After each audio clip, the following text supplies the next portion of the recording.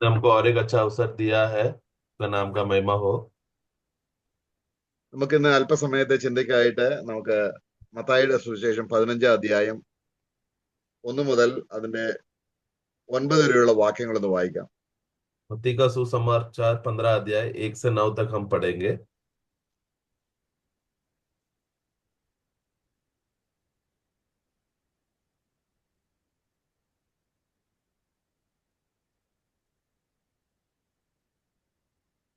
ഇവിടെ കർത്താവ് ഭൂമിയിലായിരുന്നപ്പോൾ യഹൂദന്മാരുടെ ഇടയിൽ ഉണ്ടായിരുന്ന ചില സമ്പ്രദായങ്ങളും ആ, അവരുടെ ഹൃദയവും ആ സമ്പ്രദായത്തോട് എങ്ങനെ ഏകീഭവിച്ച് ദൈവഭക്തിയിൽ നിന്നും എങ്ങനെ അകന്നുപോയി എന്നുള്ളതിന്റെ ഒരു ചിത്രം നമുക്ക് കാണാൻ കഴിയും.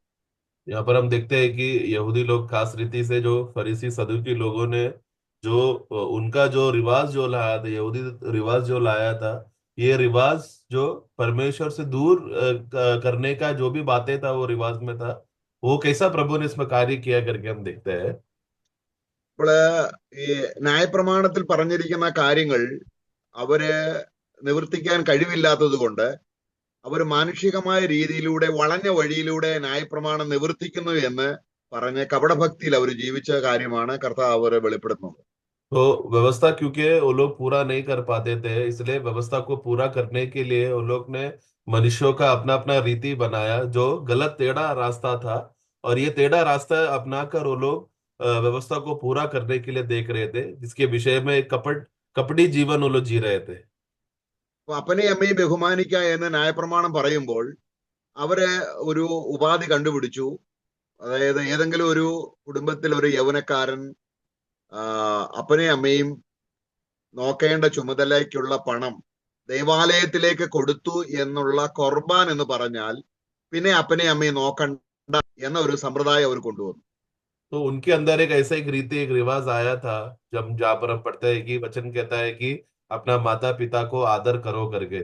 परंतु ये लोग ने फिर क्या किया, ये जो आदर करके माता पिता को संभालना चाहिए और उसका सेवा के लिए इस्तेमाल होने वाला जो पैसा था, जो वो रिवाज, ये फरीसी सदुकी ने रिवाज क्या लाया कि वो पैसा अगर तुमने मंदिर में दे दिया तो तुम लोग को फिर वो उस रीति से फिर माता पिता का सेवा नहीं करे तो भी चलेगा, क्योंकि मंदिर में तुमने दान किया बोलकर उस बातों का रीति वो लोग ने लाया।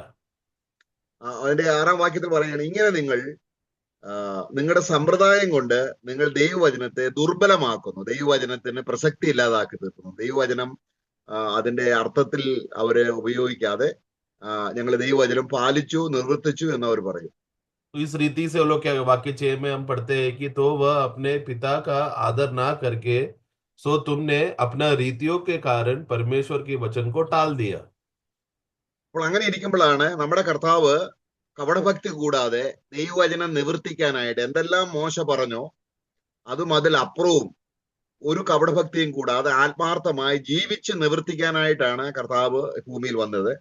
ऐसे ऐसे अवस्था में था प्रभु यीशु मसीह, जब पूरा मनुष्य कपट भक्ति कर कर व्यवस्था का वचनों को तोड़कर अपना रीत से जीते समय में, ऐसा समय पर प्रभु यीशु मसीह आकर परमेश्वर का वचन में या मूसा का व्यवस्थाओं में लिखा हुआ जो भी बातें था उसको पूरा कर कर और उसके भी आगे की बातों को पूरा कर कर पिता परमेश्वर को इच्छा को पूरा करके जिया।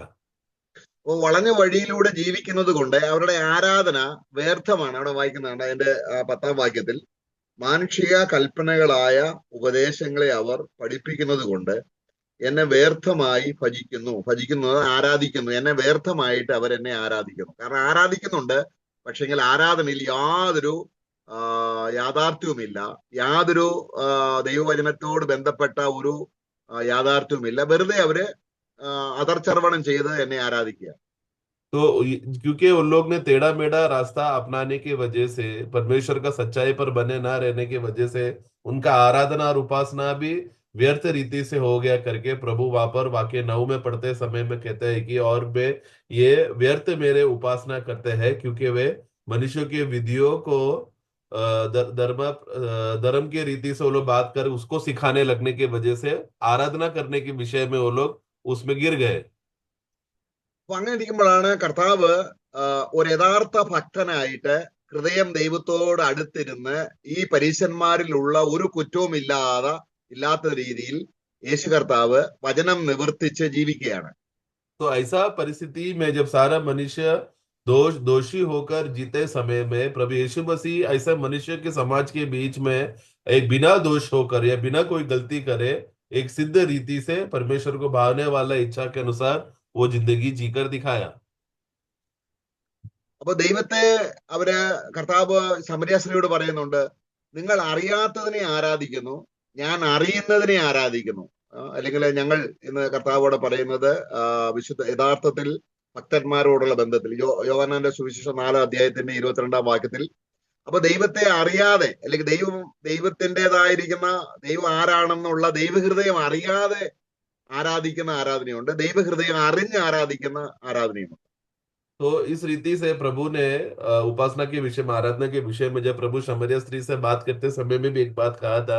यूहन्ना 4:22 में वहां पर हम पढ़ते हैं कि वो प्रभु वो शमरिया स्त्री से कहता है कि तुम जिसे नहीं जानते तुम उसका भजन करते हो, परंतु हम जो है, हम जिसे जानते हैं हम उसके भजन करते हैं करके, क्योंकि क्योंकि उद्धार यहूदियों से। तो प्रभु वहां पर जो अभी जो नया जो आराधना के लिए जो नया बातें जो लोग हैं, मसीह लोग हैं, जो सच्चाई से आराधना करने वाले हैं, वो लोग क्या करेंगे, सब बातें जानकर करेंगे। परंतु जो लोग हैं जो अभी भी व्यवस्था के अनुसार में जीने वाले लोगों को क्या हो गया, वो लोग को सही रीति से आराधना कैसे करना है या आराधना में क्या विषय है करके वो लोग ऐसा बिना जाने वो लोग करेंगे। അപ്പൊ കർത്താവ് ഇവിടെ സത്യനമസ്കാരികൾ എന്ന് പറയുമ്പോൾ കർത്താവാണ് വാസ്തവത്തിൽ സത്യനമസ്കാരമായിട്ട് ഭൂമിയിൽ ആദ്യമായി ജീവിച്ച് വചനം മാറ്റാതെ വചനം നിവർത്തിച്ച് ഭക്തിയോടുകൂടെ പിതാവിനെ ആരാധിച്ച് സേവിച്ച ഏക വ്യക്തി കർത്താവായ യേശു ക്രിസ്തുവാണ്.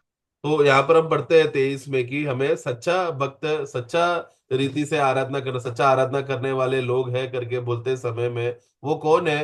वो प्रभु यीशु मसीह था, जो पहला व्यक्ति इस दुनिया में जब पर पिता परमेश्वर को आत्मा और सच्चाई से या सब सही बातों को जानकर सही रीति से कैसा आराधना करके सेवा करना है करके ये बात का जीने वाला पहला व्यक्ति था प्रभु यीशु मसीह।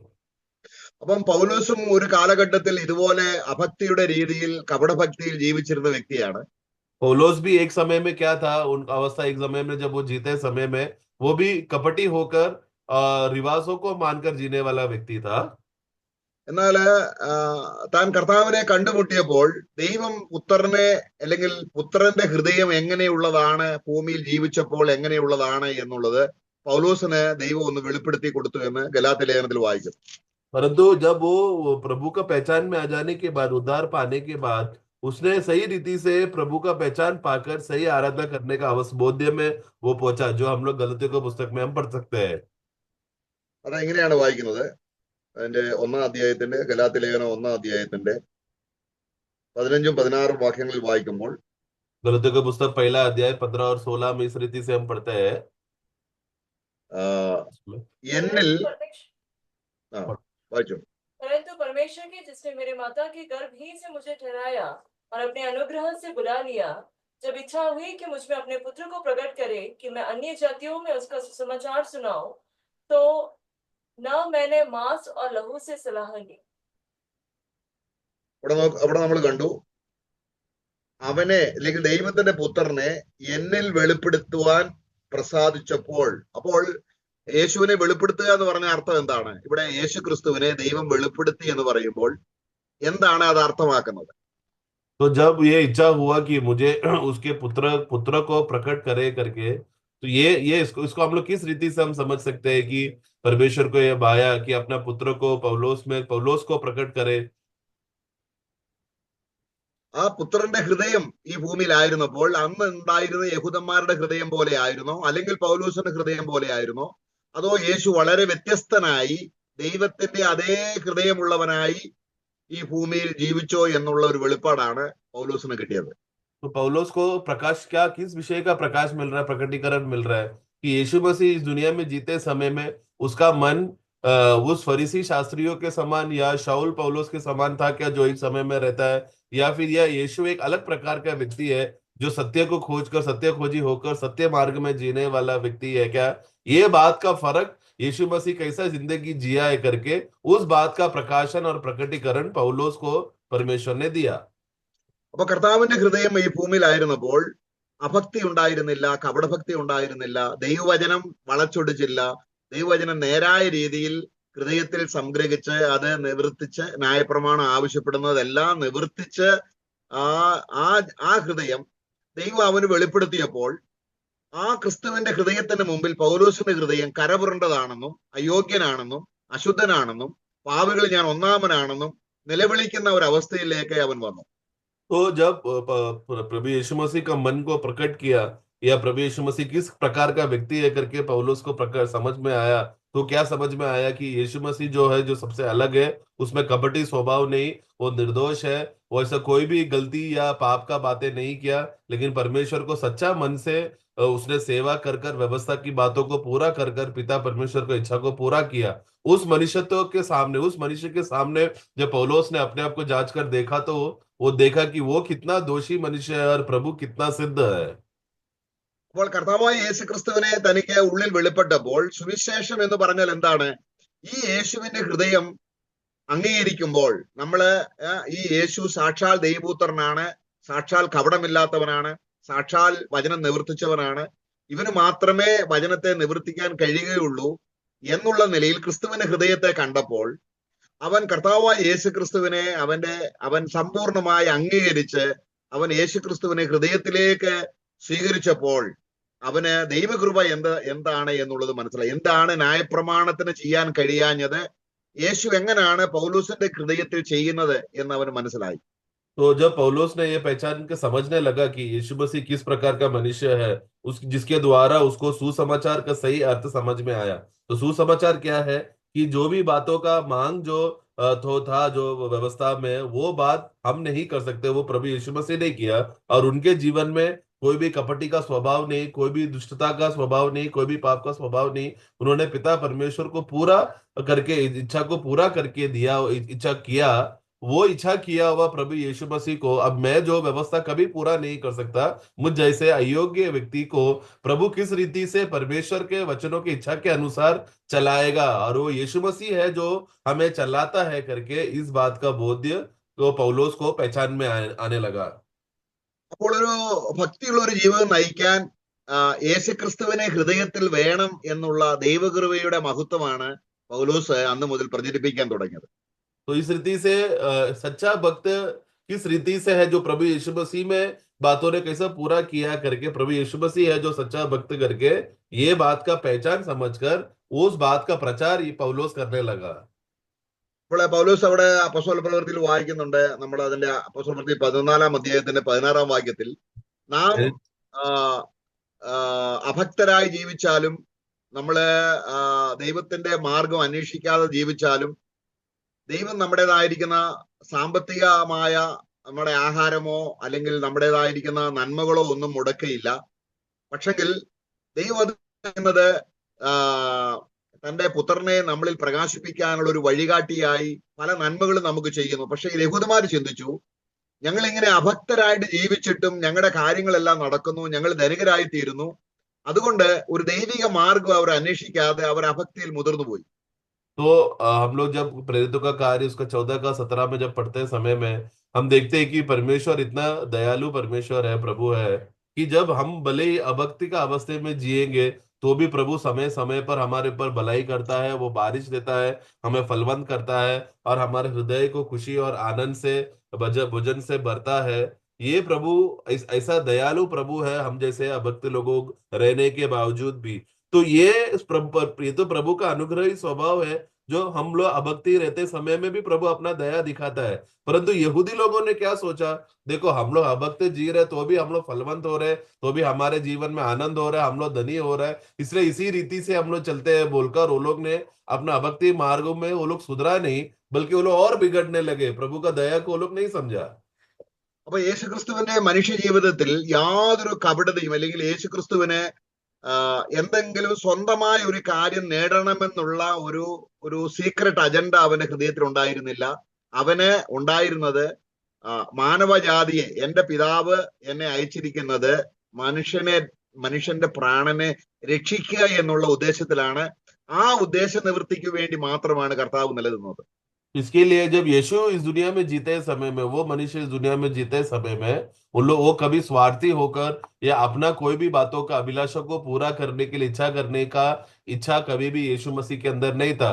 स्वयं की बातों को मैं कैसा मनुष्य बनकर पूरा करूंगा बोलकर, ऐसा कोई भी प्रकार का इच्छा प्रभु में नहीं था। बल्कि पिता परमेश्वर ने उसको जब मनुष्य के रूप में भेजकर इस दुनिया में भेजते समय में, अब ये मनुष्य दूसरा मनुष्यों को किस रीति से बचाकर उनका प्राण को भी पहुंचाकर उस पूर्ण मनुष्य को कैसा बचाए करके, ये बातों में प्रभु अपना समय बिताया। അപ്പൊ യേശുവിന്റെ ഹൃദയം വചനം വളരെ വ്യക്തമായിട്ട് വെളിപ്പെടുത്തുന്നു. യേശുക്രിസ്തുവിന് നമ്മളെ കുറിച്ച് സഭയെ, അല്ലെങ്കിൽ ഞാൻ എന്റെ സഭയെ പണിയും, പാതാള ഗോപുരങ്ങൾ ജയിക്കുകയില്ല. അപ്പൊ ഒരു സഭയെ ഉടലെടുക്കാൻ വേണ്ടിയാണ് കർത്താവായ യേശുക്രിസ്തു ഈ ഭൂമിയിൽ 33 വർഷം ജീവിച്ചത്. അതിനെ ന്യായപ്രമാണം എല്ലാം നിവർത്തിച്ചു. അവസാനം അവൻ ക്രൂശിൽ ചൊരിഞ്ഞ രക്തം കൊണ്ട് താൻ രക്ഷിക്കുന്ന തന്റെ മക്കളെ, അല്ലെങ്കിൽ അവൻ വീണ്ടെടുക്കുന്ന ജനത്തെ ദൈവത്തിന്റെ സന്നിധിയിൽ വിശുദ്ധരും നിഷ്കളങ്കരുമായി നിർത്താനുള്ള ആത്മാർത്ഥമായ യേശുക്രിസ്തുവിന്റെ അധ്വാനം നമ്മുടെ ഹൃദയത്തിൽ പതിക്കുമ്പോഴാണ് നമ്മുടെ ഹൃദയത്തിൽ നിന്നും ശരിയായുള്ള ആരാധന, അല്ലെങ്കിൽ ഫോഷ്ക്ക് ഉപേക്ഷിച്ച്, വളഞ്ഞ വഴി ഉപേക്ഷിച്ച് നേരായി ദൈവത്തെ ആരാധിക്കാനുള്ള വഴി നമുക്ക് തെളിഞ്ഞു വരുന്നത് യേശുക്രിസ്തുവിന്റെ ഹൃദയത്തെ ദൈവത്തിന്റെ പരിശുദ്ധാത്മാവ് നമുക്ക് വെളിപ്പെടുത്തി തരുമ്പോഴാണ്. तो इसीलिए यीशु मसीह इस दुनिया में जब जीते समय में उन्होंने अपने पूरा जो मनुष्य जीवन उसने जीते समय में उन्होंने पिता परमेश्वर का वचन को माना, व्यवस्था को उसने पूरा किया। और वो प्रभु इस दुनिया में जीते समय में वो अपना कलीसिया को, मंडली को बांध रहा था, जिसमें नरक के सामर्थ्य उसमें प्रबल नहीं हो सकते। इस रीति से वो कार्य कर कर एक सच्चा रीति से जो इच्छा था उस बात को पूरा करके एक सिद्ध मनुष्य होकर, जिसमें कोई पाप ना करते हुए, कोई भी अधर्म ना करते हुए सिद्धता पे जीने वाला वो मनुष्य का बात को है पवित्र आत्मा हमारे हृदय में प्रकट करके देता है कि यीशु मसीह किस प्रकार का व्यक्ति है। तो वही यीशु मसीह का मन हृदय है, वो हमारे हृदय में पवित्र आत्मा प्रकट करके देता है। നമുക്ക് വെളിപ്പാട് പുസ്തകം 1:6 വാക്യത്തിൽ വായിക്കുമ്പോൾ, प्रकाशित पुस्तक 1:6 में हम पढ़ते हैं, അവിടെ ആ വചനം ഇങ്ങനെയാണ്: നമ്മെ സ്നേഹിക്കുന്നവനും वहां पर हम നമ്മുടെ पढ़ते हैं कि जिसने हमसे प्रेम किया നമ്മുടെ പാപം പോക്കി और जिन्होंने हमें पापों से छुड़ाया, തന്റെ രക്തത്താൽ വിടുവിച്ചു. जिसने अपना लहू के द्वारा अपने पापों से हमें छुड़ाया। അപ്പൊ ഇതൊരു പാപിയുടെ ഹൃദയത്തിലേക്ക് യേശുവിന്റെ ഹൃദയം പതിക്കുമ്പോൾ, അവന് ആ യേശു ചെയ്ത ആ സ്നേഹത്തിന്റെ ആ പ്രവൃത്തി അവന്റെ ഉള്ളിൽ പതിക്കുമ്പോൾ, അവന്റെ ഉള്ളിൽ കർത്താവിനോട് ഒരു ആരാധനയും ഒരു വിധേയത്വവും കപടത കളയുന്ന, കാരണം യേശുവിന്റെ ഹൃദയത്തിന്റെ പ്രതിച്ഛായ അവന്റെ ഹൃദയത്തിൽ പതിക്കുകയാണെങ്കിൽ യേശു എങ്ങനെയുള്ളവനാണ്, അവൻ സ്നേഹസമ്പന്നനാണ്. ആ സ്നേഹത്തെ പരിശുദ്ധാത്മാവ് വെളിപ്പെടുത്തുമ്പോൾ അവൻ പാപം നമുക്ക് പരിഹരിച്ച് നമ്മളെ വിശുദ്ധരാക്കാൻ വേണ്ടിയാണ്, നീതിവാന്മാരാക്കാൻ വേണ്ടിയാണ്, നമ്മളെ അവിടെ രാജകീയ പുരോഗത വർഗമാക്കാൻ വേണ്ടിയാണ് യേശു നമുക്ക് വേണ്ടി കാൽവരി ക്രൂശിൽ മരിച്ചത് എന്നുള്ളത് നമ്മുടെ ഹൃദയത്തിലേക്ക് വരുമ്പോൾ നമ്മുടെ ഹൃദയം ദൈവവുമായിട്ട് നേരുള്ള വഴിയായി തീരും. അല്ലെങ്കിൽ इसलिए पापी के मन के अंदर प्रभु पवित्र आत्मा क्या करता है कि यीशु मसीह ने उस पापी के लिए क्या किया करके, वो जिसने हमसे प्रेम कर कर अपना लहू बहाकर पापों से छुड़ाया करके, ये बात का जो प्रभु का जो दिल की बात था और किया हुआ काम का बात को पापी का मन में पवित्र आत्मा उसको छाप कर बताता है कि यीशु मसीह ने हमारे लिए क्या क्या किया, जिसकी वजह से यीशु मसीह का जो सच्चा मन अवस्था है, वो जब वो पापी मनुष्य समझ जाता है और वो पहचानने लगता है कि यीशु मसीह में क्योंकि कोई भी कपटता नहीं था और वो सच्चे मन से उसने सब सेवा किया हम मनुष्य जात को बचाने के लिए, यही स्वभाव वो पापी के मन में आकर उसको सिद्ध कर कर विश्वासी बनाता है। तब वो व्यक्ति को समझ में आने लगता है कि अब मुझे भी क्या करना पड़ेगा इस प्रेम के सामने, मेरे अंदर का वो कपट भक्ति का वो स्वभाव को मुझे हटाकर एक सच्चा मन से, सीधे मन से प्रभु की उपस्थिति में आकर मुझे आराधना करना है, उपासना करना है। और ये बात को मैं ये सब बातें कर सकूं, इसके लिए उन्होंने मुझे क्या बनाया, मुझे एक राज्य और एक याजकीय समाज बनाया है, ताकि मैं उसके सच्चे रीति से प्रभु का मैं सेवा कर सकता और उसके चाल चलन में बन सकूं करके, ये बात का अवस्था प्रभु का वही मन हमारे अंदर लाता है। അപ്പൊ നമ്മൾ വഹിക്കുന്ന പൗരോഹിത്യത്തിൽ ദൈവത്തിന്റെ സ്നേഹം, അല്ലെങ്കിൽ കർത്താവായ യേശു ക്രിസ്തു എത്രത്തോളം സ്നേഹത്തോടെ, ആത്മാർത്ഥതയോടെ, കപടമില്ലാതെ, വഞ്ചനയില്ലാതെ, സ്വന്തമായ വെറു ലക്ഷ്യവും കൂടാതെ ദൈവത്തിന്റെ സന്നിധിയിൽ അവൻ നമുക്ക് വേണ്ടി അധ്വാനിച്ചത് ഹൃദയങ്ങളിൽ പതിയുമ്പോഴാണ് അവന്റെ ആരാധന, അവന് ദൈവത്തിന് നന്ദി പറയുന്ന, അല്ലെങ്കിൽ ഇങ്ങനെ ഒരു പുത്രനെ തന്നല്ലോ, അവന്റെ ആ ഹൃദയത്തിൽ നിന്ന് ഉയരുന്ന ആരാധന പൗരോഹിത്യ ആരാധനയായിട്ട് ദൈവസന്നിധിയിലേക്ക് ധൂപമായിട്ട് ഉയരുകയാണ്. तो हमें याजक भी बनाया करके जब हम पढ़ते हैं समय में, तो उसमें हम लोग क्या समझ में आता है कि यीशु मसीह है जो सच्चा मनुष्य, जिसमें कोई भी कपट भक्ति ना करते हुए सच्चे रीति से जो इस दुनिया में जीते समय में जो स्वभाव दिखाया, कि ये जी कर दिखाया, वही सेम स्वभाव जब हमारे अंदर रखकर पवित्र आत्मा में हमें ये बात का पहचान लाता है, हमें समझ लाता है, जिसकी वजह से हम अपने वो बुरे कामों को छोड़कर संपूर्ण रीति से प्रभु में आश्रय कर सके। ऐसा प्रभु पर आश्रय करने का अवस्था में आने वाला व्यक्ति के जीवन में वो सच्चा मन से जब वो समर्पण करके जीते समय में उसका याजकीय सेवा को समझ में आकर सच्चे रीति से वो इसी जीवित परमेश्वर का आराधना करता है। നമ്മൾ 1 Corinthians 13 വായിക്കുന്നുണ്ട്, ഒരു മനുഷ്യൻ അല്ലെങ്കിൽ ഏതെല്ലാം ആത്മീയ കാര്യങ്ങൾ ചെയ്താലും ഈ ക്രിസ്തുവിന്റെ സ്നേഹം റിഫ്ലക്ട് ചെയ്യുന്നില്ലെങ്കിൽ, അവന്റെ ഹൃദയത്തിൽ ക്രിസ്തു സ്നേഹത്തിൽ എന്ത് ചെയ്തു എന്നുള്ളത് റിഫ്ലക്ട് ചെയ്യുന്നില്ല എങ്കിൽ അവന്റെ ആരാധനയോ സ്തുതിയോ അല്ലെങ്കിൽ അവന്റെ സേവയോ ദൈവം സ്വീകരിക്കില്ല. കാരണം ശരീരം ചുടുവാൻ ഏൽപ്പിച്ചാലും അത് സ്നേഹത്തിലല്ല എങ്കിൽ ദൈവത്തിന് അത് വ്യർത്ഥമാണ്, അല്ലെങ്കിൽ പരീശന്മാർ ചെയ്തതുപോലെ ആയി പോകും എന്ന് നമുക്ക് സൂചന നൽകുകയാണ്. इसके लिए हम लोग पहला कोरिन्थी 13 अध्याय का 1, 2, 3 में हम लोग पढ़ते समय में वहां पर प्रभु पौलुस वहां पर वो बात बताना चाहता है कि यदि मैं मेरे शरीर से मैं कितना भी अच्छा कर्म करूं, परंतु वो प्रेम के आधार पर नहीं है, तो या परमेश्वर ने जो प्रेम का प्रकट प्रदर्शन पुत्र में जो दिखाया, उस पुत्र का स्वभाव के अनुकूल अगर नहीं रहा, तो यहाँ तक कि अगर मैंने मेरा देह को, मेरा शरीर को मैंने जलाने के लिए भी अगर दे दूं, परंतु हम हमारा और उस परंतु वो प्रेम के प्रभाव के बहाव में अगर नहीं है, तो हम लोग फिर कपटी लोग बन जाते हैं। हम लोग वो फरीसी के समान हमारा चाल चलन होने के वजह से हमने देह को जला भी दिया तो वो व्यर्थ हो जाएगा, क्योंकि वो प्रेम से भरा हुआ काम नहीं था। അപ്പൊ യേശുക്രിസ്തു വാസ്തവത്തില് ക്രൂശിൽ മരിച്ചപ്പോൾ ദൈവകോപമാകുന്ന തീയിൽ അവന്റെ ശരീരം വെന്തുരുകയായിരുന്നു. यीशु मसीह जब कलवरी क्रूस में जब अपने आप को अर्पण करते समय में क्या हो गया, परमेश्वर के क्रोध में क्या हो गया, यीशु मसीह अपने आप को उस क्रोध में प्रभु समर्पण किया और जो क्रोध को तृप्त किया। അപ്പൊ ക്രിസ്തുവിന്റെ ഹൃദയം പ്യുവർ അല്ലായിരുന്നെങ്കിൽ അവന്റെ പ്രവൃത്തി കൊണ്ട് അല്ലെങ്കിൽ ആ അധ്വാനം കൊണ്ട് ഒരു പ്രയോജനവും നമുക്ക് കിട്ടത്തില്ല. परंतु अगर यीशु मसीह अगर सच्चा मन से ये नहीं किया, अगर वो शुद्ध नहीं रहता, निष्कलंक नहीं रहता, या उसके अंदर कुछ कपटी पाया जाता, तो वो उस यीशु मसीह ने जो अपने आप को उस परमेश्वर का क्रोध में अपना देह को जो जलने दिया है, वो व्यर्थ हो जाता था।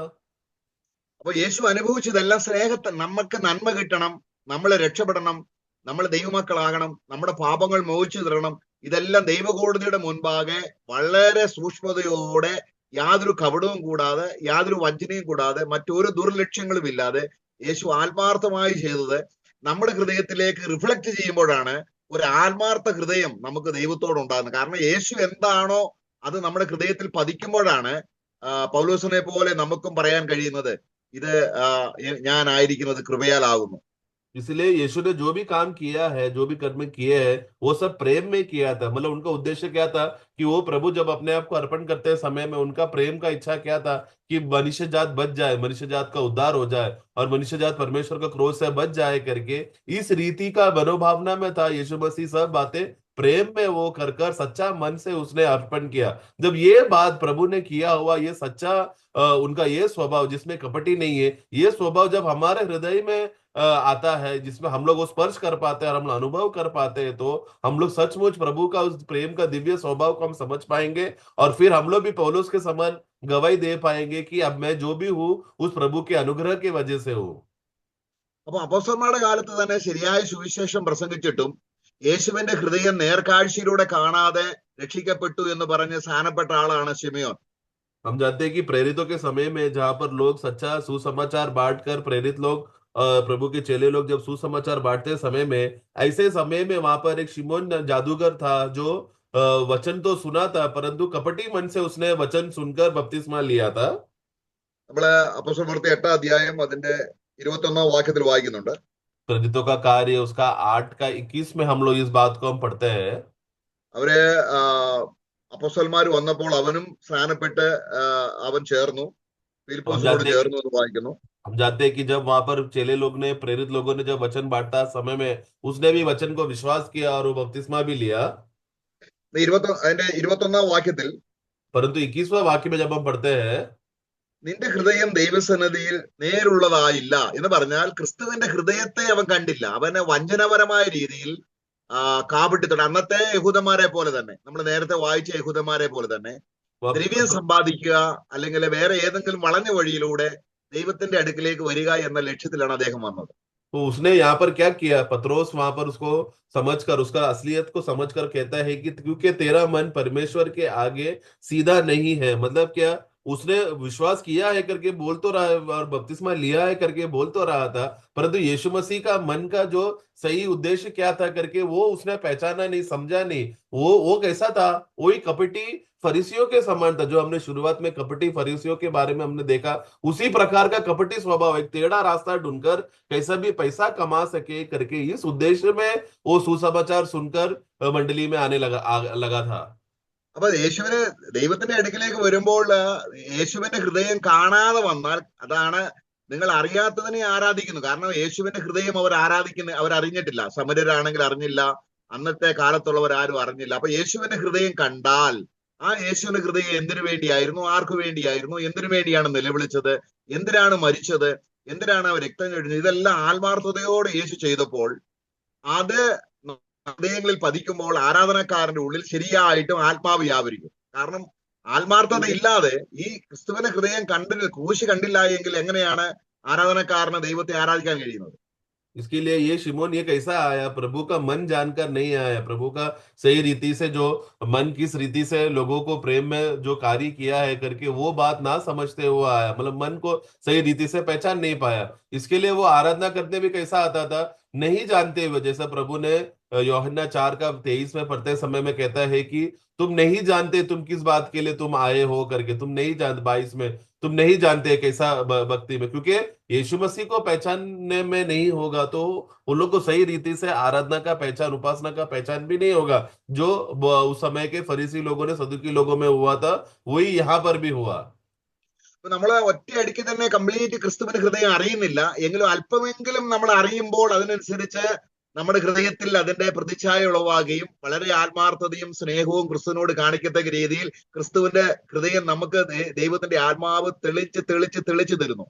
तो ये तो सच है कि जिस दिन हमारा नया जन्म होते समय में संपूर्ण रीति से, सिद्ध रीति से हम लोग प्रभु का मन को हम लोग समझ नहीं पाते, लेकिन उस शुरुआत में क्या हो गया, हमारे अंदर प्रभु का प्रेम का और वो सच्चा मन का झलक आ जाता है। उस झलक में क्या होता है, जब हम लोग विश्वास में आगे आगे बढ़ते रहते हैं समय में, उसी प्रेम का पूर्णता में हम लोग बढ़ते रहते हैं। കർത്താവിന്റെ ഭൗമ്യ ജീവിതത്തോടുള്ള ബന്ധത്തിൽ നമ്മൾ അവിടെ നമ്മൾ വായിക്കുന്നവിടെ അപ്പോസ്തല പ്രവൃത്തിയിൽ അതിന്റെ 8-ാം അധ്യായത്തിന്റെ 32-33 प्रभु का भूमि का चाल चलन के विषय में पढ़ते समय में प्रेरितों का कार्य का 8 का 32-33 32-33 में हम लोग पढ़ते हैं। ഷണ്ണന് ഫിലിപ്പോസിനെ ഷണ്ണൻ രക്ഷിക്കപ്പെടാൻ വേണ്ടി ദൈവത്തിന്റെ ആത്മാവ് നയിക്കുമ്പോൾ जब वो खोजे को बचाने के लिए, जब फिलिपोस वहां पर चलते समय में, അവിടെ അവിടെ ഫിലിപ്പോസ് എടുത്ത് വായിച്ച അല്ലെങ്കിൽ ഷണ്ണൻ വായിച്ചുകൊണ്ടിരുന്ന വചനം അത് പൊരുൾ തിരിച്ചു കൊടുക്കുമ്പോൾ ഒരു മർമ്മം അവിടെ വെളിപ്പെടുന്നുണ്ട്. तो जब वो खोजा, जब यशायाह का भविष्यवक्ता का किताब जो पढ़ रहा था, उसका अर्थ क्या है नहीं समझने की वजह से फिलिपोस वहां पर आकर वो अर्थ क्या है बताने गया। അതിന്റെ 34-ാം വാക്യം उसका 34 पढ़ेंगे। 34 इस पर खोजे ने फिलिपुस से पूछा, मैं तुझसे विनती करता हूँ, यह बता कि भविष्यवक्ता यह किस विषय में कहता है, अपने या किसी दूसरे के विषय में। ഇവിടെ നോക്കുക. അപ്പോൾ ഇങ്ങനെ അറക്കാനുണ്ടോന്ന കുഞ്ഞാടിനെ പോലെയും മിണ്ടാതിരിക്കുന്ന ഒരാള് ഇങ്ങനെ കഷ്ടം അനുഭവിച്ച ഒരു വ്യക്തിയെ കുറിച്ച് പറയുമ്പോൾ അദ്ദേഹം ഷണ്ണൻ ചോദിക്കുകയാണ്, ഇത് ആരെ കുറിച്ച് പറയുന്നു? ഇത് എഴുതിയ പ്രവാചകനെ കുറിച്ച് പറഞ്ഞോ അതോ മറ്റാരെങ്കിലും കുറിച്ച് പറഞ്ഞോ? तो जब वो खोजा, जब ये पढ़ रहा था कि देखो, या वो मेमने के समान वो वध किया जाएगा, और परंतु वो जब उसके बाल काटने वालों के सामने वो चुप रहा, ये सब बातें कष्ट सहा करके, जब ये बात खोजे को नहीं समझा तो वो फिलिपोस को पूछ रहा है कि ये जो भेड़ जो कष्ट उठाएगा और दुख उठाएगा करके, ये कष्टता की बातें ये लिखने वाला भविष्यवक्ता के बारे में है या किसी और कोई और सहने वाला है करके ये सवाल खोजा पूछ रहा है। അപ്പം ഫിലിപ്പോസ് അത് പറഞ്ഞത് യേശുവിന് വേണ്ടി യേശു ചെയ്തു എന്നായിരുന്നെങ്കിൽ ഷണ്ണൻ ഒരിക്കലും രക്ഷിക്കപ്പെടത്തില്ല. तो अगर फिलिप ऐसा बोलता है यीशु के लिए यीशु ने ऐसा सब कुछ सह लिया करके, ऐसा अगर वो गवाही देता तो फिर वो खोजा कभी उद्धार नहीं पाता था। അവിടെ 33 വാക്യത്തിൽ വായിക്കുമ്പോൾ 33 में हम पढ़ते हैं, അവന്റെ താഴ്ചയിൽ അവന് ന്യായം കിട്ടാതെ പോയി. उनकी दीनता में उसको जो जो न्याय होने ना पाया। ആ എന്നാൽ അവന് ന്യായം കിട്ടാതെ പോയെങ്കിൽ നമുക്ക് ന്യായം കിട്ടി, നമുക്ക് നീതി കിട്ടി. അതാണ് നമ്മള് യേശുക്രിസ്തുവിന്റെ ആ സ്നേഹപൂർവമായ പ്രവൃത്തിയുടെ അനുഗ്രഹം എന്ന് പറയുന്നത്. യേശുവിന് ന്യായം കിട്ടിയില്ല, അതാണ് ആ ന്യായം അല്ലെങ്കിൽ ആ റൈറ്റസ്നെസ്. യേശുവിന് നീതി കിട്ടിയില്ല, എന്നാൽ നമുക്ക് ആ നീതി കിട്ടി. അതാണ് പൗലോസ് പറയുന്നത്, ന്യായപ്രമാണത്തിൽ എന്റെ സ്വന്തം നീതിയല്ല. നമ്മള് ഇവിടെ ഈ വാക്യത്തിന്റെ വിശദാംശത്തിലേക്ക് നമ്മൾ വരുമ്പോൾ तो इसीलिए ദൈവം वहां पर वो ഇങ്ങനെ न्याय, तो वहां पर उसको न्याय नहीं मिला, क्योंकि अपने दीनता में यीशु मसीह को न्याय नहीं मिला, जो जो कष्ट से जाने की वजह से। परंतु इसका लाभ क्या हुआ? यीशु मसीह प्रेम से भरा हुआ था, उनका प्रेम के कार्य की वजह से लाभ क्या हुआ? उनको भले ही न्याय ना मिला हो, परंतु हमें न्याय मिला, हमें वो इंसाफ मिला, हम बच पाए। हमें किस रीति से बचाने के लिए प्रभु को न्याय नहीं मिला, इस अवस्थे में प्रभु को जाना पड़ा। मतलब वो धार्मिकता का मांग को पूरा करने के लिए जो व्यवस्था में लिखा था, हम लोग धर्मी ठहराया जाने के लिए प्रभु को न्याय नहीं मिला, उस रीति से प्रभु वो सहा था। इस वचन का विशेषता को जानने के लिए ഈ ഹൃദയമാണ് പൗലോസ് കണ്ടത് തന്റെ പുത്രനെ തന്നിൽ വെളിപ്പെടുത്തിയപ്പോൾ. നമ്മളത് ഫിലിപ്പിയ ലേഖനം 3 അധ്യായത്തിന്റെ 9 വാക്യത്തിൽ വായിക്കുന്നുണ്ട്. फिलिप्पियों का पुस्तक 3 अध्याय 9 में हम पढ़ते हैं कि इस प्रकार का मन जो यीशु मसीह में था, वो मन को हम लोग जान पाए, वो का अवस्था को हम लोग पहुंचा, ताकि हम लोग स्वयं का धार्मिकता में हम लोग ना ढूंढा पाए, लेकिन मसीह में हम लोग धर्मी बना जाए। ആ അപ്പം ന്യായപ്രമാണത്തിനുള്ള എന്റെ സ്വന്തം നീതിയല്ല, ക്രിസ്തുവിലുള്ള വിശ്വാസമല്ല. അപ്പൊ യേശുവിന്റെ ഹൃദയം എന്താണെന്ന് ദൈവത്തിന്റെ പരിശുദ്ധാത്മാവ് വെളിപ്പെടുത്തിയപ്പോൾ സ്വന്തം നീതിക്ക് വേണ്ടിയല്ല, മറ്റുള്ളവർക്ക് നീതി കിട്ടാൻ വേണ്ടി. അപ്പൊ യഹൂദന്മാരെല്ലാവരും സ്വന്തം നീതി സ്ഥാപിക്കുകയാണ്. वाक्य 9 पढ़ेंगे। और उसमें पाया जाओ ना कि अपनी उस धार्मिकता के साथ जो व्यवस्था से है, वरन उस धार्मिकता के साथ जो मसीह पर विश्वास करने के कारण है। तो देखो वहां पर धार्मिकता की वजह से लोग क्या करते हैं, व्यवस्था को लोग पूरा क्यों करते हैं? ताकि अपना धार्मिकता को स्थापना करने के लिए। लेकिन यीशु मसीह ने ऐसा नहीं किया कि वो स्वयं धार्मी बन जाए, परंतु वो अपना वो अन्यायी में वो सहने लगा, उनको न्याय नहीं मिला, उनको धार्मिकता का कोई भी बात का प्रदर्शन का इंसाफ उसको नहीं मिला। क्यों नहीं मिला? ताकि हम लोग धर्मी बन जाए, हमको न्याय मिले। तो यह है प्रभु का सच्चा प्रेम का बातों में प्रकटीकरण जो हम समझते हैं। यीशु मसीह का प्रेम में क्या हुआ? जब अन्याय सहने लगा, उनको न्याय नहीं मिला, हम लोग धर्मी बन जाने के लिए था। यह सच्चा प्रेम का कार्य। परंतु व्यवस्था क्या करता है? यहूदी लोगों ने व्यवस्था कर स्वयं धर्मी है, स्वयं हम लोग अच्छे लोग है करके प्रकट करने का मनसा में वो लोग जीते थे। നമ്മള് റോമലേഖനം 15 ആ യേശുവിന്റെ ഹൃദയം കാണുന്നതിനെ കുറിച്ചാണ് നമ്മൾ ചിന്തിക്കുന്നത്. യേശുവിന്റെ ഹൃദയത്തിലേക്ക് പരിശുദ്ധാത്മാവ് നമ്മുടെ കണ്ണുകളെ കാണിക്കുമ്പോൾ ആ ഹൃദയത്തിന്റെ പ്രതിച്ഛായ അല്ലെങ്കിൽ ആ ഹൃദയം നമ്മുടെ ഹൃദയത്തിൽ പതിക്കുന്നു. ആ സ്നേഹം, അവന്റെ ആത്മാർത്ഥത, അവന്റെ നിഷ്കളങ്കത, ഇതൊക്കെയും ഉൾക്കൊണ്ടുകൊണ്ട് വേണം നമുക്ക് ദൈവത്തെ ആരാധിക്കാൻ കഴിയുള്ളൂ, ശരിയായിട്ടുള്ള ആരാധന. അപ്പം तो हम लोग सच्चा आराधना हम लोग कैसे कर सकते हैं? सच्चा आराधना में कैसे पहुंच सकते हैं? उस आराधना में हम रहते समय में प्रभु यीशु मसीह का मन के समान हम लोग रहना है। मतलब उनके प्रभु यीशु मसीह का मन जिस रीति से था, वो मन हमारे मन में, हमारे अंदर रिफ्लेक्ट होकर उसी स्वभाव में बने रहने वाला व्यक्ति और प्रभु का सच्चा समर्पण को समझने वाला व्यक्ति सही आराधना, सही उपासना हम कर सकते हैं। അപ്പൊ അവിടെ നമ്മള് സഭയിൽ ഈ കർത്താവിന്റെ ഹൃദയത്തെ സഭയുടെ ക്രമീകരണത്തിന് വേണ്ടി കൊണ്ടുവരികയാണ്. तो इसके लिए कलीसिया के लोगों को, मंडली के लोगों को प्रभु का इस स्वभाव के गुणता में लोगों को लाया जा रहा है। അതിന്റെ റോമലേഖനം 15 അധ്യായത്തിന്റെ 1-2 വാക്യങ്ങൾ. रोमियो का पुस्तक 15 अध्याय का 1 और 2 में जब हम पढ़ेंगे 1 और 2। निदान हम बलवानों को चाहिए कि निर्बलों की निर्बलताओं को सहे, न कि अपने आप को प्रसन्न करे। हम में से एक अपने पड़ोसी को उसकी भलाई के लिए सुधारने के निमित्त प्रसन्न करे। അപ്പം നമ്മൾ ഓരോരുത്തരും കൂട്ടുകാരന്റെ നന്മയ്ക്കായിട്ട് ആത്മീയ വർദ്ധനവിന് വേണ്ടി പ്രസാദിപ്പിക്കണം. എന്നിട്ട് പിന്നെ കർത്താവിനെ കുറിച്ച് പറയും, നിന്നെ നിന്ദിക്കുന്നവരുടെ നിന്ന എന്റെ മേൽ വീണു എന്ന് എഴുതിയിരിക്കുന്നത് പോലെ ക്രിസ്തുവും തന്നിൽ തന്നെ പ്രസാദിച്ചില്ല. അല്ലെങ്കിൽ ഞാൻ നീതി കൊടുക്കുന്നവനാണ്, മറ്റുള്ളവർക്ക് വേണ്ടി അധ്വാനിക്കുന്നവനാണ്, മറ്റുള്ളവരെ ഞാൻ രക്ഷിക്കാൻ വന്നു എന്നുള്ള ഒരു നിലയിലല്ല യേശു കർത്താവ് ചെയ്തത്. ഇതെല്ലാം സ്നേഹത്തിൽ നമുക്ക് വേണ്ടി അവൻ ചെയ്തതാണ്. അവൻ മഹത്വം എടുത്തില്ല അതിലൊന്നും. तो इसके लिए हम लोग हमेशा हमेशा क्या करना है? अपने पड़ोसी की भलाई के लिए एक दूसरे के निमित्त प्रसन्न हम लोगों को करना है। मतलब अपने लाभ के लिए नहीं, दूसरों का लाभ के लिए है। जो वाक्य 3 में पढ़ते समय में हम देखते हैं कि इसलिए यीशु मसीह भी कभी भी अपने बातों में अपने लिए वो प्रसन्न नहीं था, परंतु जैसे लिखा है कि तेरे निंदक लोगों का निंदा मुझ पर आ पड़ी। तो प्रभु यीशु मसीह हमेशा दूसरों का कष्ट के लिए और दूसरों का उद्धार के लिए वो जिया। वो कभी ये नहीं बोला देखो मैं तुम्हारे लिए कष्ट सह रहा हूं, मैं दुख उठा रहा हूं, मतलब अपने आप को बड़ा कर मैं ज्यादा कष्ट सह रहा हूं, इस प्रकार का प्रदर्शन प्रभु ने कभी नहीं किया। लेकिन प्रेम में रहते हुए हमेशा दूसरों का भलाई को चाहने के लिए प्रभु अपने आप को समर्पण करके जिया।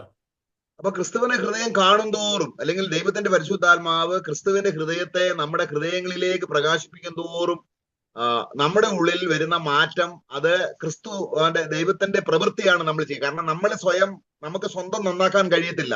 എന്നാൽ ക്രിസ്തുവിനെ കാണുമ്പോൾ നമ്മുടെ അന്ധകാരം നീങ്ങുകയും ക്രിസ്തുവിന്റെ രൂപത്തോട് നമ്മളെ അനുഭവരാക്കാൻ വേണ്ടി ദൈവത്തിന്റെ ആത്മാവ് ക്രിസ്തുവിന്റെ മനുഷ്യത്വം മുഴുവനും നമുക്ക് വേണ്ടി ഉപയോഗിക്കുന്നു.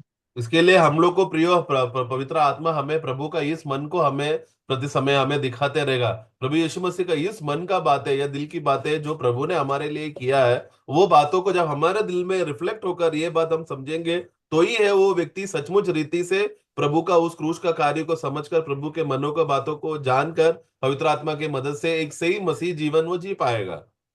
അപ്പോൾ നിങ്ങൾ അറിയാത്തതിനെ ആരാധിക്കുന്നു. എന്താണ് ദൈവഹൃദയം എന്ന് അറിയാതെ യേശുവിനെ നമുക്ക് ആരാധിക്കണമെങ്കിൽ യേശുവിന്റെ ഹൃദയം നന്നായി അറിയണം. പൗലോസ് അതാ പറയുന്നത്, ഞാൻ ആരെ വിശ്വസിക്കുന്നു എനിക്കിപ്പൊ നന്നായി അറിയാം, കാരണം ഒരിക്കലും അറിയത്തില്ലായിരുന്നു. അപ്പം യേശുവിന്റെ ഹൃദയം പൗലോസ് തോറും കാണും തോറും അവന് ഭയങ്കരമായ ആത്മീയ അഭിവൃദ്ധി, അല്ലെങ്കിൽ ആത്മീയമായിട്ട് ഉന്നതി അവൻ പ്രാപിക്കുകയാണ്. ക്രിസ്തുവിനെ കാണും തോറും അവൻ ആത്മീയമായി വളരുകയാണ്. तो तुम जिसे नहीं जानते तुम उसी की भजन करते हो, उसी की आराधना करते हो। यानी कि क्या प्रभु का मन नहीं जानने की वजह से सही रीति से आराधना क्या है वो लोग नहीं जान पाते, परंतु जितना जितना हम लोग प्रभु का मन को हम लोग जान पाएंगे, सही रीति से आत्मा और सच्चाई में आराधना करने का प्रेरणा का उस विकास में हम लोग बढ़ते रहेंगे। पौलुस का जीवन में भी वो एक समय में वो नहीं जानता था, परंतु वो कहता है कि अब मैं जानता हूं जिसका मैं सेवा कर रहा हूं करके। इस अवस्थे में है पवित्र आत्मा हम सबको मसीह का पहचान में हमें लेकर आ रहा है। മത്തായിയുടെ സുവിശേഷം 15 അധ്യായത്തിൽ അന്നുണ്ടായിരുന്ന പുരോഹിതർ വർഗം, അല്ലെങ്കിൽ അന്നുണ്ടായിരുന്ന ആരാധനക്കാര് വളഞ്ഞ വഴിയിലൂടെ വചനം തന്നെയാണ് അത് കാണാതെ പഠിച്ചിട്ട് ചുമ്മാതെ ചില അധർവർത്തനം ചെയ്യുന്നത് പോലെ അല്ല ഇത്. അവര് പുതിയ നിയമ ആരാധന യേശു ക്രിസ്തുവിന്റെ ഹൃദയം പൗലോസിന്റെ ഹൃദയത്തിൽ വെളിപ്പെടുത്തുന്നത് പോലെ നമ്മുടെ ഓരോരുത്തരുടെയും ഹൃദയത്തിൽ വെളിപ്പെടുത്തുമ്പോഴാണ് നമുക്ക് ആരാധന അറിഞ്ഞ്, നാം അറിയാത്തതിനെ ആരാധിക്കുകയല്ല, അറിഞ്ഞറിഞ്ഞ്. അപ്പൊ അറിയും തോറും ആരാധനയുടെ വീര്യം കൂടും, ദൈവത്തോടുള്ള ഭക്തി കൂടും, ആത്മീയ വർധനം ഉണ്ടാകും. അപ്പം യേശു ഇതെല്ലാം ചെയ്തത് സ്നേഹത്തിലാണ്. इसके लिए प्रियो नए नियम के जो सच्चा आराधक लोग हैं, जो आत्मा और सच्चाई से आराधना करने वाले लोग हैं, वो लोग वो व्यवस्था पालन करने वाले फरीसियों के समान नहीं, जो हमने मत्ती का पुस्तक 15 अध्याय में पढ़ा, ऐसा कपटी लोगों के समान नहीं आराधना करते। जो ये वो लोग क्या करते थे, वो लोग वचन को पूर्ण बायाट करके तो रखा है, वचन किधर किधर कैसा कैसा लिखा है वो सब उनको मालूम है, लेकिन चाल चलन में वो लोग क्या करते थे, उसको लोग कपट भक्ति दिखाकर लोगों को बहलाकर फुसलाकर इधर की बातें उधर बोलकर उधर की बातें इधर बोलकर लोगों को सत्य से वो लोग दूर लेकर जाकर अधर्म का जीवन जीने वाले अवस्था में हम लोग ना रहते हुए आत्मा में और सच्चाई में आराधना करने वाले लोगों का अवस्था का पहचान में हमें आना है, जो प्रभु यीशु मसीह हमें करता है। तो हम लोग वैसे प्रकार के लोग नहीं है जो बिना जाने आराधना करता है, बल्कि हम वो लोग हैं जो आत्मा और सच्चाई में प्रभु का आत्मा की मदद से हम जान पा रहे हैं और हम जान जान कर रहे हैं। जैसा पौलोस को मसीह प्रकट होकर उसके अनुसार वो जीकर वो अपना परिवर्तन हुआ, उसी रीति से हमारा मनों में हमारे दिल में प्रभु का वही बात को हम लोग जानकर पहचान कर वो सच्चे रीति से हम लोग आराधना कर रहे हैं, और प्रतिदिन उस पहचान में हम लोग बढ़ते बढ़ते बढ़ते और सच्चाई से और आत्मिक रीति से और भक्ति के साथ और समर्पण के साथ हम लोग आराधना कर रहे हैं। യേശുവിന്റെ ഹൃദയത്തിൽ ഒട്ടും കപടതയില്ല, അത് സ്നേഹം കൊണ്ട് നിറഞ്ഞതാണ്, അത് നീതി കൊണ്ട് നിറഞ്ഞതാണെന്ന് കാണുന്തോറും നമ്മളിലേക്ക് ആ ജീവന്റെ ഒരു പ്രവാഹം ഉണ്ടാകുകയും നമ്മളും ആ രൂപത്തോട് അനുരൂപരായി തീരുന്ന രീതിയിൽ ദൈവത്തിന്റെ ആത്മാവ് നമ്മളെയും ക്രിസ്തുവിനെ അടുപ്പിച്ച് ഒരേ വഴിയിൽ നടക്കാൻ, ഒരേ മനസ്സിൽ നടക്കാൻ നമ്മളെ പ്രോത്സാഹിപ്പിക്കുന്ന ദൈവപ്രവൃത്തിയാണ് ഏറ്റവും അനുഗ്രഹിക്കപ്പെട്ട പ്രവൃത്തി. इसके लिए यीशु मसीह का दिल में कोई भी प्रकार का कपटता स्वभाव नहीं, कोई भी प्रकार का विरुद्ध बात नहीं जो परमेश्वर के व्यवस्था के वचन के खिलाफ है या प्रभु के मन के खिलाफ है। उसके बातों का वो बात का प्रदर्शन है, प्रकटीकरण है, जो हमारे मन में पवित्र आत्मा हमें लाते लाते लाते उसके पहचान में हमें बढ़ाते जा रहा है। वही है सही रीति से प्रभु के बातों को अपना मन में जानकर, दिल में जानकर सच्चाई में जीना। അപ്പോൾ അന്നുള്ള യഹൂദന്മാര് തിരുവചനത്തെ വായിക്കുന്നുണ്ട്, പക്ഷെ അവർക്ക് യേശുവിന്റെ ഹൃദയം, ദൈവഹൃദയം എന്തെന്ന് അവർക്ക് അറിയത്തില്ല. तो उस समय के यहूदी लोग, वो लोग पवित्र शास्त्र तो पढ़ते तो थे, पवित्र शास्त्र में क्या क्या लिखा है तो जानते तो थे, लेकिन मसीह का मन क्या है, प्रभु यीशु मसीह का मन क्या है, पिता परमेश्वर का मन का इच्छा क्या है करके ये वो लोग नहीं पहचान पाए। അപ്പോൾ അവിടെ നമ്മള് 1 കൊരിന്ത്യർ 8 അധ്യായത്തില് അതിന്റെ ഇങ്ങനെ പൗലോസ് ഒരു കാര്യം പറയുന്നുണ്ട്. पहला कुरिन्दी 8 में वहां पर पौलुस एक बात कहता है, ഇപ്പൊ ന്യായപ്രമാണത്തിൽ പറഞ്ഞിരിക്കുന്ന വിഗ്രഹാർപ്പണങ്ങളുടെ കാര്യമാണ്. वहां पर व्यवस्था में लिखा हुआ जो मूर्ति पूजा में अर्पण करने वाली बातें थी, അപ്പൊ അത് പൊതുവെ യഹൂദന്മാർക്ക് അറിയാം. तो ये बातें स्वाभाविक रीति से व्यवस्था में लिखा हुआ बातें, मूर्ति पूजा की बातों को नहीं खाना करके व्यवस्था में लिखने की वजह से यहूदी लोग वो बात जानते थे। ആ അറിവ് ആത്മീയമായിട്ട് വർധനവ് കൊണ്ടിരുന്നില്ല. उस प्रकार का जानकारी की व्यवस्था में ऐसा लिखा है, वो ऐसा जानकारी कुछ आत्मिक बढ़ोतरी नहीं देता। ദൈവത്തിന്റെ യേശുക്രിസ്തുവിന്റെ ഹൃദയത്തിൽ എങ്ങനെ വചനം രൂപപ്പെട്ട് എങ്ങനെ ക്രിസ്തു പ്രാവർത്തിക ജീവിതത്തിൽ സ്നേഹമുള്ളവനായി, ദയയുള്ളവനായി, കരുണയുള്ളവനായി, ആ ദൈവവചനത്തിന് വികാരമുള്ളതായി, മനസ്സ് വന്ന് കൈയും കാലും വെച്ച് രക്തവും മാംസവും ഉള്ളവനായി ഈ വചനം എങ്ങനെ ആയി തീർന്നു എന്നുള്ള ദൈവസ്നേഹം ആണ് ആത്മീയവർദ്ധനവ് വരുത്തുന്നത്. അതാണ് നമ്മളെ 8 അധ്യായത്തിന്റെ 2 വാക്യം. परंतु ये तो आत्मिक उन्नति कब होगा कि जब वो जो प्रभु परमेश्वर का वो वचन किस रीति से मनुष्य रूप धारण लेकर आकर वही वचन मांस और लहू बनकर इस दुनिया में जीकर प्रभु पिता परमेश्वर का सारा वचन का रूप का स्वभाव को उसने जीकर दिखाया हुआ वही अनुभव, वो अनुभव बन जाना ही है सच्चे रीति से हम लोग उस ज्ञान से बाहर निकलकर आत्मिक रीति से बढ़ना, जो हम लोग वाक्य 2 में पढ़ते समय में हम देखते हैं। वाक्य 2 पढ़ेंगे, यदि कोई समझे कि मैं कुछ जानता हूँ तो जैसा जानना चाहिए वैसे अब तक नहीं जानता। അപ്പൊ യേശുക്രിസ്തുവിന്റെ ഹൃദയത്തിന്റെ ആഴങ്ങൾ അറിയുക എന്നുള്ളതാണ് നമ്മുടെ ആത്മീയ പുരോഗതി. യേശുവിനെ അറിയുന്തോറും, യേശുവിന്റെ ഹൃദയത്തെ അറിയുന്തോറും നമുക്ക് ആത്മീയമായിട്ട് ആ ഹൃദയം മുഴുവനും സ്നേഹമാണ്. അത് നമുക്ക് ആത്മീയാഭിവൃദ്ധി വരുത്തുന്നു, അല്ലെങ്കിൽ സ്നേഹം എന്ത് ചെയ്യുന്നു, ആത്മീയാഭിവൃദ്ധി വരുത്തുന്നു. तो वो जैसे जानना चाहिए वो वैसा वैसा नहीं जान पाता, तो कैसा जानेगा? तो होगा यीशु मसीह का मन की बात है। यीशु मसीह ने जो हमारे लिए काम किया है, यीशु मसीह ने जो काम के द्वारा जो लाभ मिला है, उस बात को जानना ही है सही रीति से बात जानना।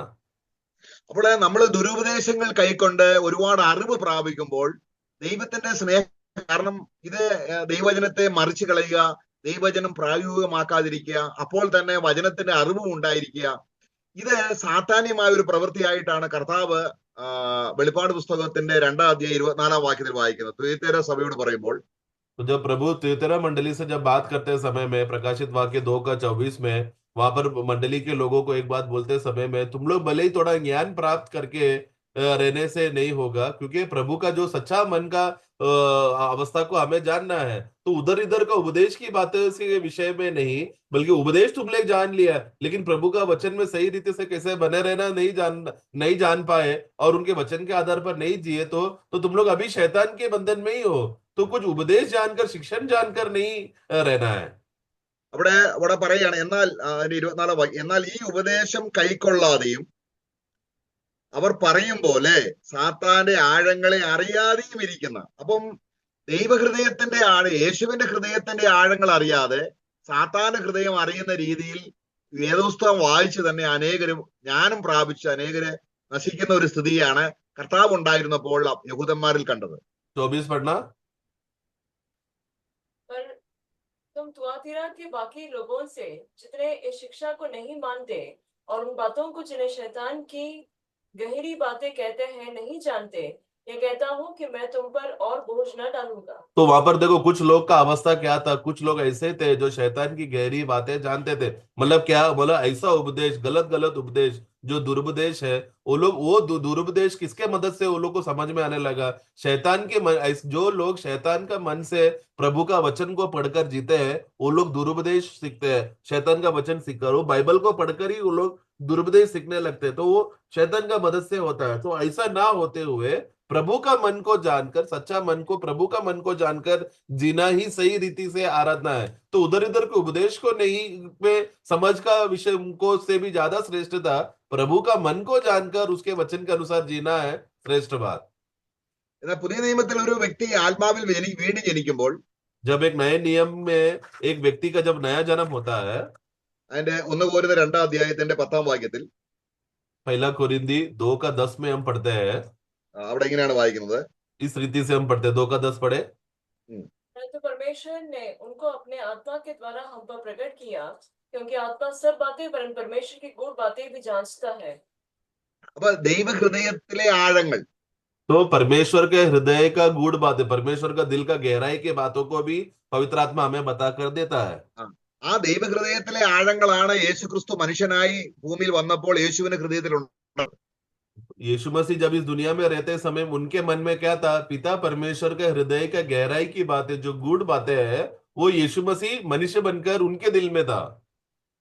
ഒരു സഭയെ പണിയുക എന്നുള്ളതും പാതാള ഗോപുരങ്ങൾ ജയിക്കാതെ തേജസ്സോടെ മുൻനിർത്തേണ്ടതിന് യേശു കഷ്ടമനുഭവിക്കേണ്ടത് എല്ലാം ദൈവഹൃദയത്തിലെ ആഴമായ മർമ്മങ്ങളാണ്. അത് പഴയ നിയമത്തിൽ വെളിപ്പെടുത്തിയില്ല. तो कलीसिया को बांधकाम करना, कलीसिया को बांधते समय में नरक के फाटक के उस पर प्रबल ना होगे, और यही कलीसिया को सुंदर रीति से, निष्कलंक रीति से, महिमा की रीति से उसको पिता परमेश्वर के सामने एक तेजस्वी कलीसिया होकर प्रस्तुत करके खड़ा करके रखना, ये सब पिता परमेश्वर का दिल की बातें था, जो यीशु मसीह ने मनुष्य होकर प्रकट करके दिखाया। അപ്പൊ ക്രിസ്തുവിന്റെ ഹൃദയം നമ്മൾ മരിച്ചു കഴിഞ്ഞാലും സ്വർഗത്തിൽ ചെന്നാലും ഇനി യുഗായുഗങ്ങൾ ദൈവഹൃദയത്തിലെ ആഴങ്ങൾ അറിയാനായിട്ട് വിളിക്കപ്പെട്ടവരാണ് നമ്മൾ. വേറെ ഒന്നും, അതാണ് ക്രൂശിക്കപ്പെട്ട ക്രിസ്തുവിനെ അല്ലാതെ മറ്റൊന്നും അറിയാൻ ഞാൻ ആഗ്രഹിക്കുന്നില്ല എന്ന് പറഞ്ഞാൽ യേശുവിന്റെ ഹൃദയം അത്ര വിശാലമാണ്, അത്ര വലുതാണ്, അത്ര ജ്ഞാനപൂർവമാണ്. ആ ഹൃദയത്തോടാണ് നമ്മളെ ഏകീഭവിപ്പിച്ച് ഒന്നായി നിർത്തിയിരിക്കുന്നത്. इसके लिए एक सच्चा विश्वासी इस दुनिया में जीकर जब वो खत्म होकर स्वर्ग में जाएगा, वहां पर भी क्या होगा? वही मसीह का उस प्रेम में और अधिक और ज्ञान में वो बढ़ते रहेगा, बढ़ते रहेगा। ये बात खत्म नहीं होगा, वो हमेशा युगानुयुग प्रभु के साथ बढ़ते रहने वाला बातों में, अवस्था में होने वाला है। इसके लिए जैसा पौलुस कहता है कि मैं यहाँ पर क्रूसित किया हुआ मसीह को छोड़ मैं और कुछ नहीं जानना चाहता करके बोलते समय में, वो यही हमारा मनोभावना आज होना चाहिए कि मसीह को छोड़ और कुछ ना जानते हुए उसकी उसी श्रेष्ठता में हम बढ़ते रहे। അങ്ങനെ നമ്മൾ കർത്താവിനെ കാണുന്നതിന് മുമ്പുണ്ടായിരുന്ന എല്ലാ സൂത്രവഴികളും, എല്ലാ സമ്പ്രദായങ്ങളും, എല്ലാ ഉപദേശത്തിൻ്റെതായിരിക്കുന്ന കളങ്കപരമായ കാര്യങ്ങളെല്ലാം വിട്ടിട്ട് കർത്താവിനെ കാണുന്തോറും നമ്മുടെ ഹൃദയത്തിന്റെ ഉള്ളിലേക്ക് ക്രിസ്തുവിന്റെ ഹൃദയത്തെ പരിശുദ്ധാത്മാവ് വെളിപ്പെടുത്തുമ്പോൾ നമ്മുടെ ഹൃദയങ്ങളിലേക്ക് അത് വന്നെത്തി. ആ കിരണങ്ങൾ നമ്മുടെ ഹൃദയത്തിൽ വന്ന് നമ്മുടെ ഹൃദയത്തിലെ ഇരുള് നീങ്ങി പ്രകാശിച്ച് തേജസ്സന്മയെ തേജ് പ്രാപിച്ച് അതേ പ്രതിമയായി തീരുന്ന ഒരു അനുഗ്രഹിക്കപ്പെട്ട ശുശ്രൂഷയിലാണ് ഓരോ വിശ്വാസിയെയും ദൈവം കാണുന്നത്. इसके लिए एक समय में जब हम लोग अनजान थे, हमारा उद्धार नहीं था, प्रभु के पहचान में नहीं होने की वजह से, तब हम लोग टेढ़े मेढ़े रास्ता में हम लोग चलते थे और उल्टा पुल्टा रास्ता कर कपट भक्ति का जीवन में जीते थे, कपटी में जीते थे। परंतु नया जन्म पाने के बाद हम लोग प्रतिदिन विश्वासी लोग प्रभु का उस प्रेम के, उत्तमता के ज्ञान में वो लोग बढ़ते जा रहा है, सच्चा वचन पा रहा है, प्रभु का दिल की बातें वो जानकर वो और भी हर एक दिन एक उत्तम से उत्तम आराधना कर मसीह के प्रेम में, विश्वास में बढ़ते हुए महिमा से महिमा में वो बढ़ते जा रहा है। और ये हर एक विश्वासी के अंदर ये बढ़ोतरी होता है। അപ്പം യേശു കർത്താവിന്റെ ഭൂമിയിലേക്ക് വന്ന അവന്റെ ലക്ഷ്യം എന്തായിരുന്നു? അവന് സ്വന്തം കാര്യം എന്തെങ്കിലും അവന് വേണ്ടിയല്ല, എല്ലാം നമുക്കൊരു നന്മയുണ്ടാകാനുള്ളത്. അത് ആത്മാർത്ഥതയോടെ നമ്മുടെ ഹൃദയത്തിൽ ഗ്രഹിക്കുമ്പോൾ നമ്മുടെ ഹൃദയത്തിലെ കപടത മാറി, നമ്മുടെ ഹൃദയത്തിലെ എല്ലാവിധമായ ദുരുപദേശങ്ങളും മാറി, നമ്മുടെ ഹൃദയം ഒരു തെളിഞ്ഞ ആകാശം പോലെ ക്ലിയറായി ശുദ്ധ ഹൃദയമാക്കി ഒരു പൂർണ്ണതയിലേക്ക് നമ്മളെ കൊണ്ടുവരാനാണ് കർത്താവ് ആഗ്രഹിക്കുന്നത്. इसलिए यीशु मसीह का लक्ष्य क्या था? जब वो मनुष्य बनकर आया, उनका लक्ष्य उद्देश्य क्या था? वो स्वयं के लिए ना जिए, लेकिन दूसरों को उद्धार में लाए, मनुष्य जात को उद्धार का रास्ता दिखाकर उस मुकाम, उस पहचान में वो लोग पहुंचाने के लिए था प्रभु का सच्चा लक्ष्य। इसलिए उस प्रकार का कपटता का उस स्वभाव से हटकर प्रभु यीशु मसीह का मनसा में हम लोग आए कि उसका मन किस रीति से था, हमेशा दूसरों का भलाई के लिए, दूसरों का फायदा के लिए, दूसरे लोग उद्धार हो जाए, भले वो खुद को कष्ट सहना पड़े तो दूसरों लोग को लाभ मिले, ऐसा मनसा में प्रभु जिया। വിശ്വാസ നായകനും പൂർത്തി വരുത്തുന്നവനുമായ യേശുവിനെ നമ്മൾ ശ്രദ്ധിച്ചു നോക്കത്തൊക്കെ നമ്മുടെ ഹൃദയം അത് വചനത്തിലൂടെ ദൈവത്തിന്റെ സന്നിധിയിൽ ഇരുന്ന് ഈ ക്രിസ്തുവിനെ പ്രകാശം കിട്ടാനായിട്ട് നമ്മൾ ഓരോരുത്തരും വ്യക്തിപരമായി പ്രാർത്ഥിക്കുന്നില്ല എങ്കിൽ നമ്മൾ വളഞ്ഞ വഴിയിലൂടെ ജീവിക്കുകയും ഒരു ദുർബലമായ ഒരു ആരാധനയിലൂടെ സംതൃപ്തിപ്പെടുകയും ചെയ്യും. इसलिए विश्वास का नायक और पूर्ति करने वाला उस प्रभु यीशु मसीह को हम लोग को ध्यान से देखे और उसको समझे कि उस यीशु मसीह का जीवन के द्वारा हमें किस रीति से हमें लाभ मिलता है और लाभ मिलते रहना है, और उस लाभ मिलने के लिए प्रतिदिन हमें प्रार्थना में अपना जीवन को समर्पण करना है। जो ये बात इस बात का गहराई को नहीं समझता और प्रार्थना पूर्वक अपना जिंदगी नहीं जीता, वो धोखे में जी रहा है और कपटीपन का अवस्था में वो गिर सकता है। इसलिए अपने आप को संभालो। പൗലോസ് പറയാണ്, ഞാൻ ആ കാര്യത്തിൽ ഞാൻ സമ്പൂർണമായും തികഞ്ഞവനായി എന്നല്ല, ഞാൻ പിന്നെയും മുന്നോട്ട് ഓടുകയാണ്. पौलुस क्या യേശുവിനെ कहता है? യേശുവിന്റെ ഹൃദയം അറിയാൻ ഇനിയും ഞാൻ മുന്നോട്ട് ഓടുകയാണ്. पौलुस ने अपना जीवन में क्या कहा, वो क्या कहता है फिलिपियों की पुस्तक में कि ऐसा नहीं कि मैंने सब कुछ प्राप्त किया है, बल्कि प्रभु का मन की बातों का गहराई को और जानने के लिए मैं और आगे की ओर दौड़ रहा हूं, ताकि मैं और प्रभु को जान सकूं। യേശുവിന്റെ ഹൃദയത്തിലേക്ക് നോക്കി അവനെ പോലെ ആകുക എന്നുള്ളതാണ്, നോക്കി വിശ്വാസം അവനെ കണ്ട് അല്ലെങ്കിൽ അവങ്കിലേക്ക് നോക്കുക എന്നുള്ളതാണ് ദൈവം നമ്മളെ കുറിച്ച് ആഗ്രഹിക്കുന്നത്. इसलिए हमारा चाल चलन उस सच्चा प्रभु की ओर देखे, प्रभु की ओर ताकते रहे, प्रभु की ओर ध्यान रखते हुए आगे बढ़ते रहे, मसीह में हम लोग पाए जाकर मसीह में बढ़ते रहे। यही हमारा लक्ष्य होना चाहिए। ക്രിസ്തുവിനെ നോക്കാതെ വരുമ്പോൾ നമ്മുടെ ജീവിതത്തിലേക്ക് പല കുഴപ്പങ്ങൾ ഉണ്ടാകുകയും, എന്നാൽ അതെല്ലാം ദൈവം ക്ഷമിച്ച് പിന്നെയും പിന്നെയും നമ്മളെ മുന്നോട്ട് നയിപ്പാൻ, ക്രിസ്തുവിലേക്ക് തന്നെ നോക്കുവാൻ ആത്മാവ് നമ്മളെ പ്രേരിപ്പിക്കുകയാണ്. तो हम लोग ऐसा हो सकता है कि हमारे जीवन में कभी कभी हम लोग प्रभु को नहीं देख पाते और ना देखते हुए हम लोग चलते हैं, जिसकी वजह से हमारे जीवन में तकलीफ कष्ट प्रयास तो आएगा, लेकिन तो भी प्रभु वो हमें बढ़ोतरी देगा, तो भी हमें आगे वो बढ़ाएगा, सच्चाई में चलाएगा, मन फिरा कर सही रास्ते में लाएगा। पवित्र आत्मा हमें ये बोध देकर मसीह का वो सही पहचान में लाए, भले हम लोग गिरे तो भी वो हमें उठाएगा। നമ്മള് യേശുക്രിസ്തു ഭൂമി ജീവിച്ചപ്പോൾ ഉണ്ടായിരുന്ന ആ ഹൃദയത്തെ നമ്മൾ മാനിക്കാതെ, ആ ഹൃദയത്തെ വേണ്ടതുപോലെ ഗ്രഹിക്കാതെ പോയാൽ നമ്മുടെ ഹൃദയം ഇരുളിലേക്ക് തന്നെ പോകത്തുള്ളൂ. കാരണം ഏത് മനുഷ്യനെയും പ്രകാശിപ്പിക്കാനുള്ള വെളിച്ചം ആ ഹൃദയത്തിൽ നിന്നാണ് നമ്മൾ ഹൃദയത്തിലേക്ക് വരേണ്ടത്. इसके लिए हम लोग प्रभु यीशु मसीह का मन को हम लोग सही रीति से पहचान कर, हम लोग वो समझ कर प्रभु का मन को सही अर्थ जानकर हमें चलना है। जितना हम लोग प्रभु का मन को अगर हम नहीं जाएंगे, उतना नहीं जानेंगे, उतना हमारे मन में अंधकार होते रहेगा। लेकिन प्रभु कौन है? प्रभु का मन के जानने वाले लोगों के जीवन में बहुत बड़ा प्रकाश आएगा। मतलब अंधकार हटकर प्रकाश और ज्योतिमय में चलने वाले लोग हैं जो प्रभु का मन को जानते हैं। जो नहीं जानते उनके जीवन में अंधकार ही रहेगा। നാം തന്നെ പ്രകാശമുള്ളവരായി തീരുകയും സഹോദരന്മാരുടെ നന്മയ്ക്ക് വേണ്ടി നാം പ്രവർത്തിക്കുകയും ചെയ്യുന്ന നിലയിലാണ് സഭയെ കർത്താവ് അനുഗ്രഹിച്ചിരിക്കുന്നത്. तो प्रभु ने कलीसिया को किस रीति से आशीष किया है कि जब विश्वासी को जब प्रकाश मिलता है, वो प्रकाश में तो होगा, परंतु उसके साथ साथ अपने मंडली के कलीसिया के बाकी के लोगों को भी उस प्रकाश में पहुंचाए। तो इस रीति से एक दूसरे का सेवा करते रहे, इस रीति का अवस्था है प्रभु ने कलीसिया में रखा है। അതുകൊണ്ട് നമുക്ക് അവന്റെ സ്നേഹത്തിൽ വളരാം. കാരണം യേശുവിന്റെ ഹൃദയത്തിലേക്ക് നോക്കുമ്പോഴാണ് നമുക്ക് ഹൃദയം സ്നേഹത്തിൽ വളരുന്നത്. വേറെ ഏത് ഹൃദയത്തിലേക്ക് നോക്കിയാലും നമുക്ക് ദുഃഖവും ക്ഷീണവും നിരാശയും ഉണ്ടാകത്തില്ല. കാരണം നമുക്കുള്ള ധൈര്യം യേശു ക്രിസ്തുവിന്റെ ഹൃദയത്തിലേക്ക് നോക്കിയ.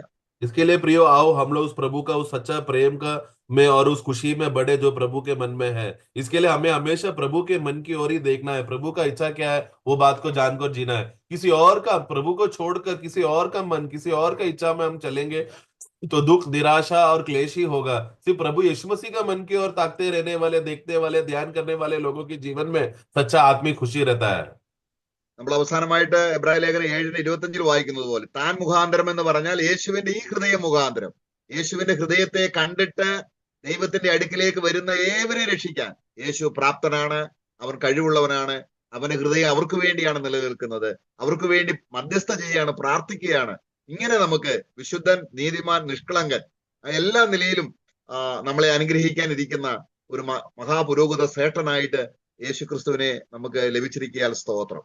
इब्रानियों का पुस्तक 7 का 24-25 में हम लोग जब पढ़ते समय में वहां पर हम देखते हैं कि जो इसके लिए जो इसके द्वारा परमेश्वर के पास आता है, किस कैसा वो लोग परमेश्वर के पास आएंगे, जो ये बात जानकर, प्रभु का मन को जानकर, प्रभु के पहचान को जानकर, वो प्रभु का मन में बने रहकर एक होकर जो परमेश्वर की उपस्थिति में आता है, वो ऐसे लोगों को बचाने के लिए, पूरा पूरा उद्धार देने के लिए प्रभु के पास है। इसलिए आओ हम लोग उस प्रभु के पास आए जो हमें पूर्ण रीति से हमें बचाता है। ऐसे लोगों के लिए जो प्रभु का मन जानता है, प्रभु का मन के पहचान में बढ़ने वाले लोगों को प्रभु यीशु मसीह सर्वदा उनके लिए विनती करते रहता है, क्योंकि वो हमारा श्रेष्ठ महायाजक है और वो पवित्र निष्कलंक है। वो हमारे लिए वहां पर मध्यस्थी कर रहा था कि प्रतिदिन उस प्रेम में बढ़ते रहे।